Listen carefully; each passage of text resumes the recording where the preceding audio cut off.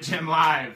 We do this every day at 12:30. We come at to you talking about your health, your mindset, exercise, nutrition, and recovery. Your four big pillars of health. Okay, and if you don't have health, then you're not going to like your relationships near as much as you could. You're not going to enjoy your time, and you're not going to be able to enjoy the money and the wealth that you do accumulate in this life. So health is the number one resource that we possibly have. We got a special guest today, a very special guest to me.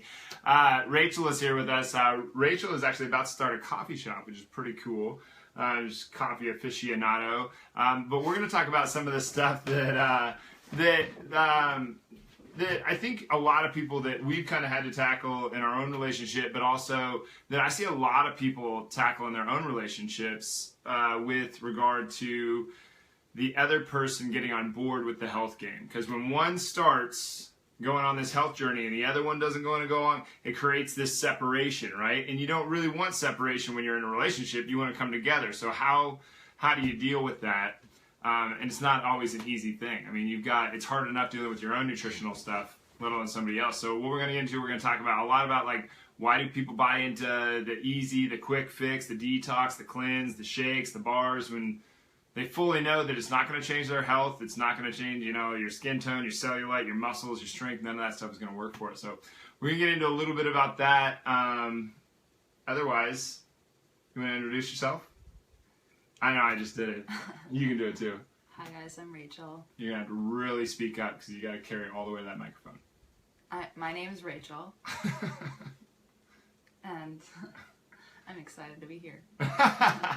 Alright, so if you guys have any questions for Rachel, please put them in the comments section below. We really want to make this a very interactive thing because this is something, we're all going to have relationships over the course of our life, right? We're all going to have romantic and platonic relationships over the course of our life, and food is a big part of that. So how are we going to get into the nutrition game with the person that we want to be in a relationship with? If you have a friend who you've been trying to get them to eat healthier, but you don't really know what to say, write that down, write the story down below. Have you ever had that? Have you ever had a friend where you really want to confront them on how they're eating? I have, yeah. I have lots of friends like that, actually. What do you say? I just say... Oh, wait, let's back up. Why do you want to confront them? Is it their idea? I don't want to confront them. It's they have to want it. Like, if they are convinced that they have to drink a liter of soda a day, they're going to do that until they realize that it's not healthy for them. How long do you suppose that takes them to figure out? It takes them a while. I mean, I could just say, really? But do you really think do you think they knew before that even started? Do you think they knew that a liter of soda every day was not going to get them where they wanted to go? Some of them don't. Shut up. No, for real. Some of them really don't really think about how much. I mean, if you're not drinking water, you're drinking something else. Like soda, you obviously know that that's not good for you.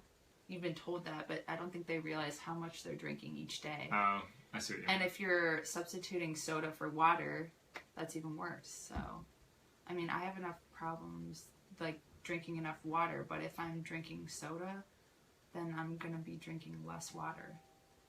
Yeah, I get what you mean there. Yeah. And, I mean, you got to stay hydrated, especially right now. It's so hot. It's true. Like, if you're working out and all you're drinking is soda, and it's 90 degrees the last couple weeks, then you're going to get dehydrated. Yeah, you're going to get dehydrated because you're sweating and so feel much lethargic, and it's not going to be beneficial to your exercising goals either. So, do you think that the people that the people that you know, your friends, the people that you've come in contact with throughout your life, do you think they're looking for the quick fix, or do you think that they're just doing? I think everybody wants a quick fix, but it's like, it's not realistic that you can just pop a pill and it's gonna shed weight. Why do you think people want the quick fix though? Because it's easier and it's quicker, and you kind of want to believe that it's true. Like, in the back of your head, you're buying this product, you're probably spending a ton of money on it, but that doesn't necessarily mean it's gonna work. In the back of your head, you know that. You're not just being like, oh, well, I'm buying this $100 product and I'm going to be skinny in 5 weeks. So do you think, okay, so they're taking a risk at that point. So they're shelling out all this money on this thing that they don't know will work. Uh-huh. do you think more people are risk averse, or do you think that they're more risk tolerant? Because I know, like, we are totally different on that. Like, I'm super risk tolerant. Like, I'll just, like, throw it down. Just bam, let's do it. You're really risk averse. Like, you'll just be like, I don't want to do that. I don't want to take the risk. Well, it depends on the risk. If you're... I know, but do you think most people are more risk averse or more risk tolerant? Oh, I don't know. I think they're... I don't know. When it comes to stuff like that, like pills and their money, and they're just willing to, like, shell it out if it means that they can get that goal. Yeah. Like, if they see a picture located right next to an advertisement that has, like, a shredded out girl, then they're gonna be like, that's what I want, and that's what I want to get in 5 weeks. Yeah, that's what we all want. But at the same time, like, they're willing to take the risk on their money and this pill rather than doing what they absolutely know will work eventually. Is if they get their butt to the gym and they work hard and if they eat better, they're guaranteed to get what they want. Well, I think. But if they take the pill, they might not, or they might get what they want. They might not have to do the work to get it. I just think that people are just a little unrealistic when it comes to that.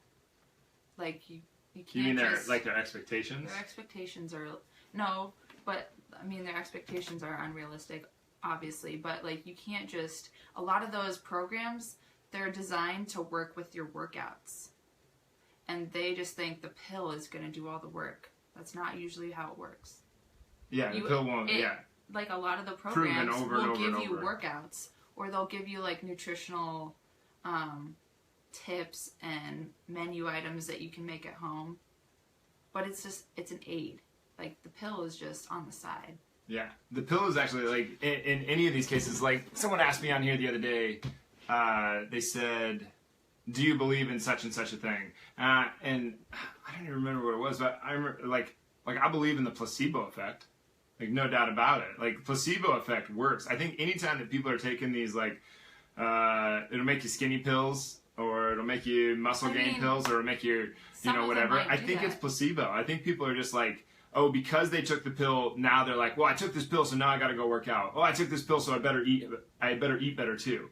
And it's the working out and the eating better that actually makes the difference. And the pill was just the, like, excuse almost to do those things. I think that some of them might have, like, they might work in some way, like with protein, or like with your, like, after workout stuff. Like, they might aid in that, but you have to put it together with the nutrition and the working out. Yeah. Otherwise, you're not going to get the results you want. And there's a big word in there, like, it's not just going to, like, fall off you. Yeah. Might aid. For that it might. It might aid it. Okay. But you don't even know if it will. Who knows? I mean, it's the same with nutrition.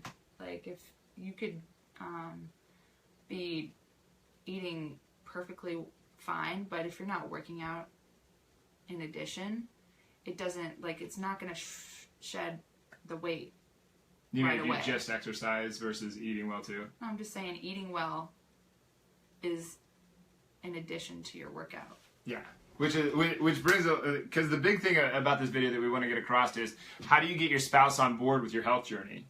Okay, because this is like the way that I ate before we were doing this thing, and the way that I ate after we started doing, like, for the first year of this thing. Like, eventually we had to have a discussion on what we were just talking about, where it was just like, you don't eat that all the time. No, not bad. It wasn't bad at all. Like, I'm not criticizing you at all. Just a body type like this can handle a few more carbs than a body type like mine.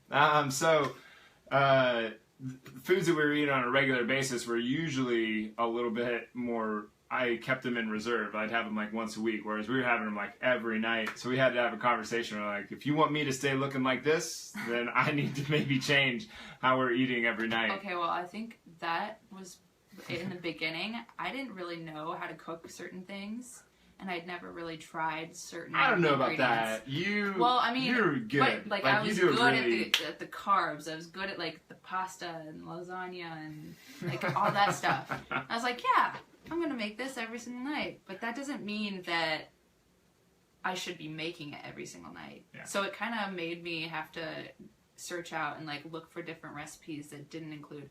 Or, like, when I go to the grocery store, I don't need to buy a bunch of, like, a bag full of potatoes and, like, 4 boxes of pasta. Like, I can supplement other ingredients. Like what? I try to throw in as many vegetables as I can into, like, if I'm going to have... You do awesome at that. Like, pasta, in the pasta sauce, I'll put mushrooms and onions and zucchini and tomatoes and, like, so it's not just, like, meat and pasta and tomato sauce. Which tomato sauce, I mean, depending on if you make it or if you buy it, it has a lot of junk in it sometimes. So I kind of feel less bad about eating pasta when it's filled with a bunch of vegetables. Because otherwise, I don't get them. Wait, why do you feel bad about eating pasta? I mean, it's just, it's an indulgence for me. Yeah. Because sometimes if I eat a little bit, I want a lot of it. So it's like, ooh, I want seconds, I want thirds. I mean, you eat seconds and thirds. So. I eat like seconds and thirds of my seconds and thirds, which usually, is like when I'm looking at recipes, I go to the one that says 5 servings, and then I'll have 1 serving. They'll have like 3 or 4, and then we'll have like 1 left over for lunch the next day. Yeah, I'll do like leftovers. But no, this was we had to establish some of these ground rules when we were going into this. I think this is super important. Like, if you're trying to get your spouse or your girlfriend or whatever it is, you're cohabitating, you're going to eat together. Some of it, like, who's going to do the cooking? Who's not going to do the cooking? Like, we had to figure that one out early on, too. Is like, who's going to actually do this? Because there's, like, I work an insane number of hours. Am I supposed to do the cooking too, or are you going to do the cooking? Like, who's going to do the grocery shopping? Who's going to... I think you have established agreements up front. It's going to go a lot better. I think it's gone a lot better for us anyway since doing that. Like, I think that's number one thing with getting your spouse on board with the health journey is you have to have established agreements. You know, like if I was to continue eating the way that I was eating, I was going to get like... I was not going to be this... look like I do now. Yeah, and she would have looked just like she does. She would have been a bombshell regardless. Like, I would have been fat ass. All right. Oh, are you trying to not blush? Stop it. Are you doing that? I mean, my body type takes a lot to go either way. I've noticed. Like, it's not like quick results, so it's kind of harder for me to like gauge. You mean like it's hard for you and what to? Doesn't for me. It's hard for you to gain muscle, but it's really also hard for you to gain fat. It's slow. Like, I can gain fat, obviously, but like it's slow. Yeah. And like sometimes when it's slow like that, you don't really realize that you have gained anything until you like see yourself in a picture and you're like, whoa. Yeah. My face is round. For classic ectomorphs like this, like the people that go far to that ectomorph side, they look just like Rachel. They're long and lean, and they have a really hard time putting on muscle mass, but they also get the gift of having a really hard time putting on any sort of mass, fat mass too. So, like, for instance, Rachel's been lifting for what, like 3 or 4 years now, consistently. Yeah, not as consistently, like more consistently lately. Boom, pull, but like pull on my hand. Stop. But like, it's frustrating sometimes because, like, I mean, even in high school when I'd work out like almost every day, I didn't see like my body change at all from season to season. And like, even now I'm trying to like work out more than I was. Like, I was doing 2 or 3 days. No, I was doing like 2 days consistently, but now I'm trying to do like 4 or 5 and like supercharging that so I can see some results. I mean, I do see myself like a lot more strong. Yeah, you're a lot. It's only been like a month, but like I'm trying to also like a month of what? Like trying to go like trying to do like 4 every 5. day. Yeah. Trying to work out every day. Because I mean, because you were getting a solid 3 in before, but now you're upping it to 4 or 5 a week. Yeah. Yeah. Just because I notice how much it affects my energy and like I feel stronger, obviously. Just the day-to-day is a little easier. And like having a set schedule where I know like, oh, I'm planning out my week. I know I'm going to be working out this time and set it aside. Because before I was just like sticking it in wherever it worked out.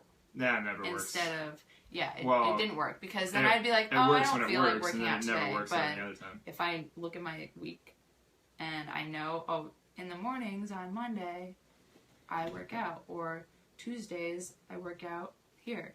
Like, it's not like me sticking it in whenever it's convenient. Because it's not really ever convenient. This morning, I just wanted to walk right out, honestly. What, like, what do you mean? I was just, like, tired. Oh, you mean you wanted to, you got to the gym and you were like, yeah, fuck this. I always have to remind myself, it's normal to not want to be here, you know? It's normal to not want to work out first thing in the morning or, like, early. Yeah. And that's okay. Because I always feel better afterwards. Yeah, you just got to get going. You just got to get warmed up, and then you're like, you got to commit first, and then you just go ahead and do it, and then you feel glad that you did it. But it's hard to get going sometimes. It's an energy booster. So, like, what were some of the things that, like, we've had to establish some agreements. What were some of the ways that, like my mom, growing up and how I saw my folks do it, it was just like what Janet said was the way. It was just like, bam, she was the matriarch of the family. Like, what was set on the table, everybody ate. If you weren't exercising enough, she'd just tell you get outside. You know, like if you needed to get stronger for football, she was like, well, you better go get stronger for football, I guess. She never had to tell me that, but she was just very much like how was it? Was there established ground rules for you? No. What'd you guys do? We scavenged.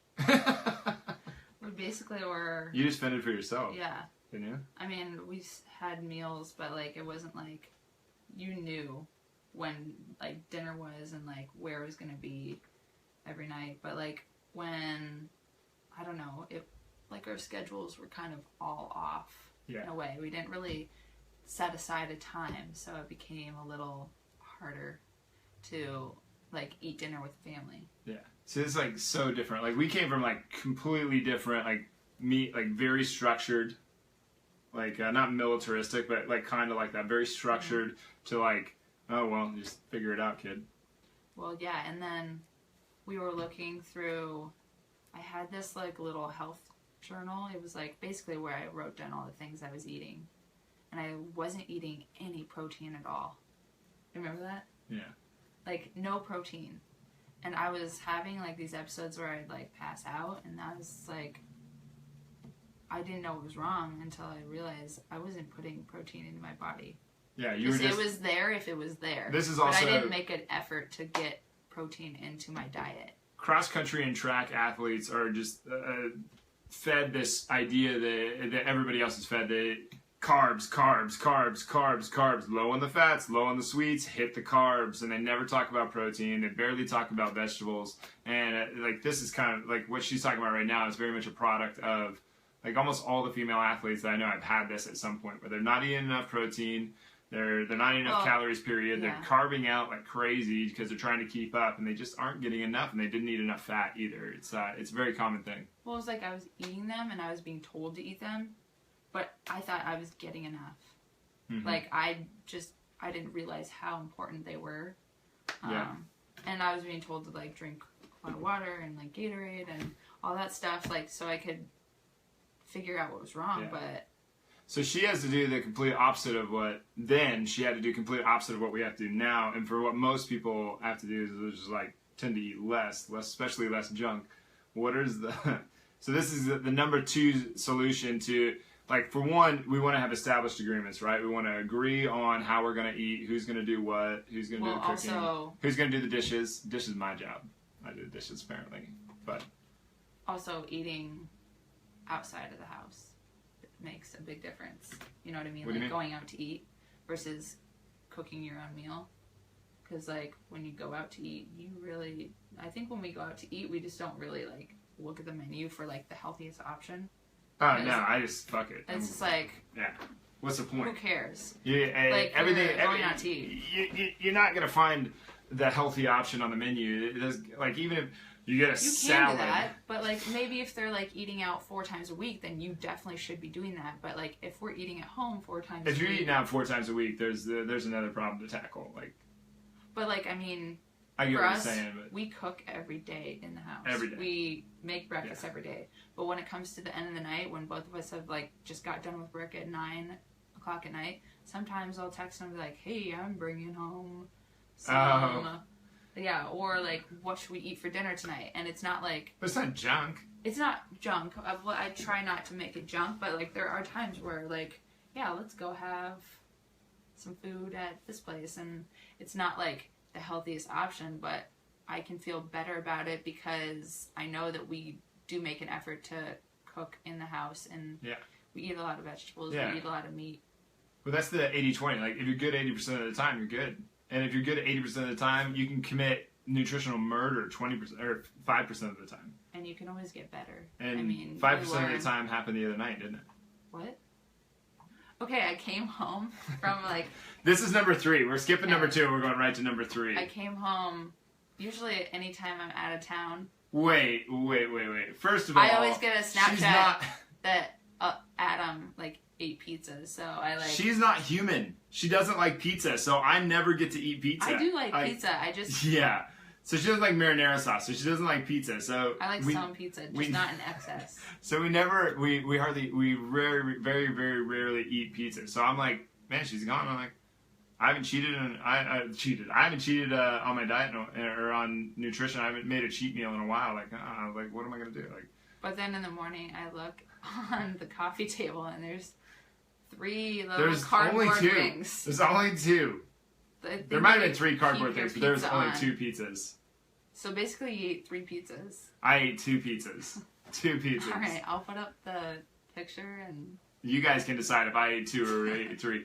But having established cheats like that, there's an agreement with yourself that, hey, I planned on this. I'm going to go ahead and do this. I knew she was going to be gone on that Tuesday, so I was like... Looking forward to it. Yeah.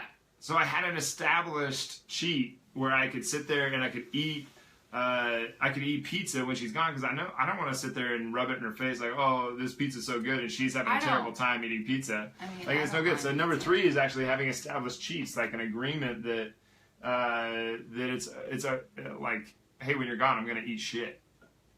Yeah. Not real shit. You eat pieces of shit for breakfast. But what's obstacle? Number 2 is that it actually. You ate 3. I got the snap. I ate 2. It was only 2 pieces, not 2 pieces of pizza, 2 whole pizzas, and it was delicious. All right. It was delicious. Anyway, number 2, the number 2 is to establish obstacles, which is something that we just kind of fell into this by accident. So she did this one day.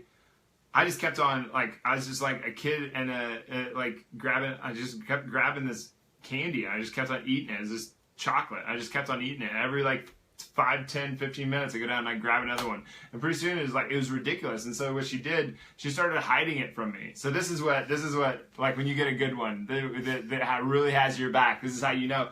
She just hides it from me. She not, like, I'm not, hiding it. So, I just know you don't really, look around. It's just, if you know it's there, then you'll go grab it. Oh yeah.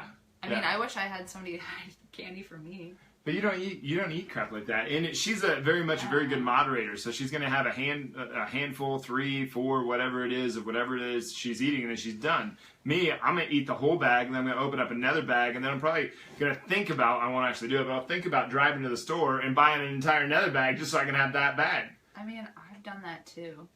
I think about that. I'm human. But, I mean, if it does keep you from eating a whole bag of candy once or twice, then she got my back. She's just like, hey, I'm just going to hide this from him. And... Or when you're like, I really wish we had candy. I'm like, I bet I have some somewhere. Oh my God. Yeah, so we got 3 big solutions on getting your spouse on board with the health journey. Because this is a big thing.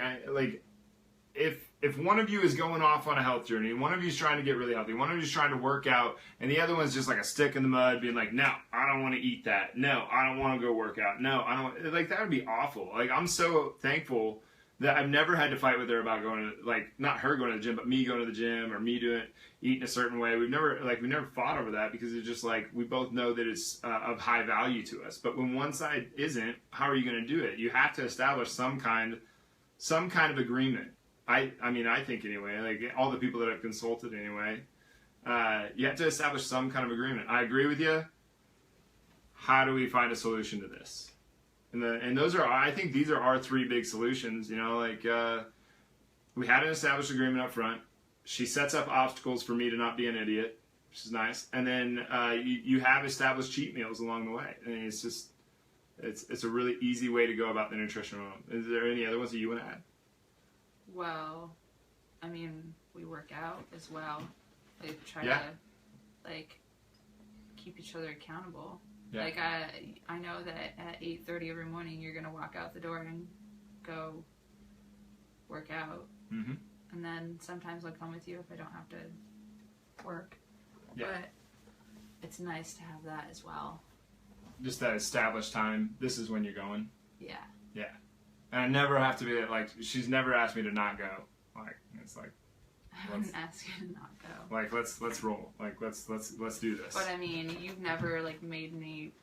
You've never like got on my case for not. Well, I guess you have. Yeah. But like, you're not like pissed off if I don't go work out. No, that's ridiculous. But like, a lot of these people, some of the people even watching this are gonna have people in their lives that they're like, that are holding them back. Like, why do you have to go do that? Why do you have to? And Well, and like then there's the jealousy thing as well. Like, what's the jealousy thing? Tell them. well, like that thing with like I don't know, people in your, like some people in maybe not your like immediate lives, but like on the outside can kind of like get in your head too. Yeah, if you let them. If you let them, but they think they know more than you for some reason. I mean, maybe they do.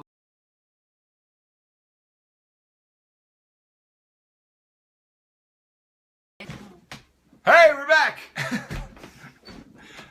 Yeah, the jealousy thing, the naysayer thing, the naysayers that you're going to run into are a big deal. Also, there's a spousal jealousy thing here too, where let's say you lose 100 pounds and your spouse didn't lose the 100 pounds that he had to lose. Well, I mean, I've heard it more than once. That, like the guy, they almost go through a divorce because it's like what, like I'm not good enough for you now anymore, and it's like it has nothing to do with her. It has everything to do with him, and just because he didn't have the guts to go change his body and do what he needed to do. Well, that's a scary deal.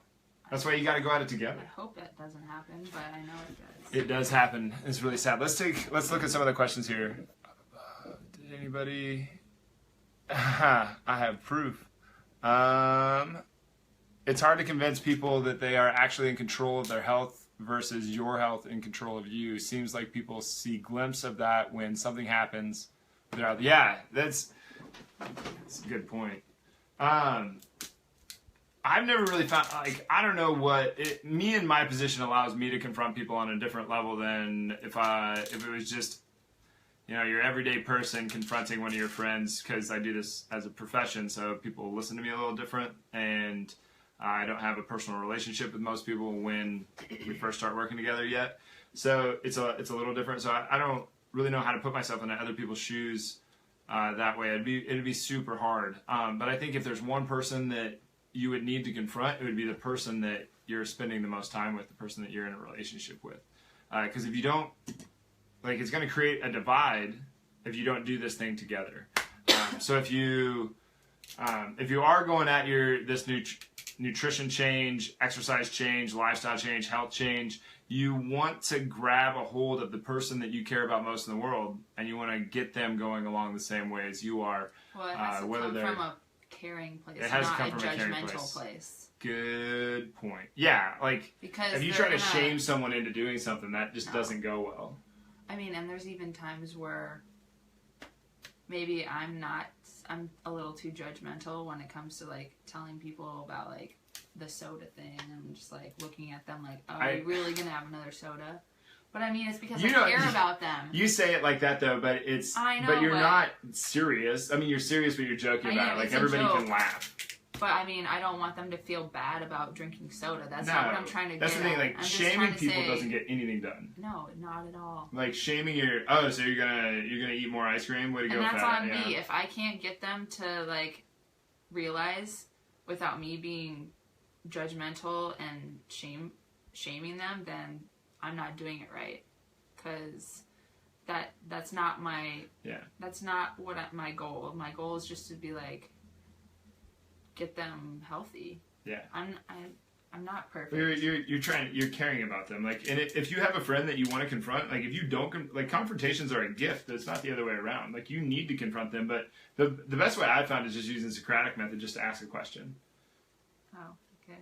I don't know if you've ever used that, but just to ask a question like, hey, how's that workout going? How's that nutrition plan that you started going? And then they look at you like you're the biggest asshole in the world, but you can just sit there with a smile on your face because you didn't say anything intrusive. Well, I mean, I'm not trying to come off as like an authority, like I know better than you. Right. That's why questions work so well. Like, hey, how's that going? Yeah. Oh, wait, so you gave up on it?